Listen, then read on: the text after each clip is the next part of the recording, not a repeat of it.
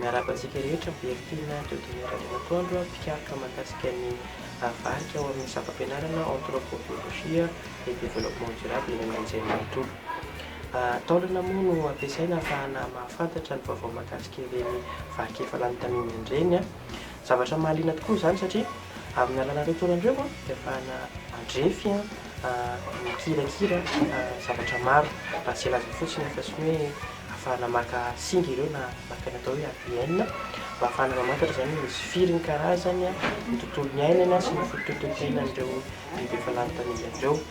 Zavatra maro tsy voatanisa ny vaovao raiketiny ary azo ampiasaina amin'ny fikarohana izay ataontsika ankehitriny. Zava-dehibe tokoa izany no fianarana izany varika efa lany tamingana izany ahafahana miaro sy manampy amin'ny fikajiana ny varika lany tamintsika ankehitriny. Dia mankasitraka veloma daholo io.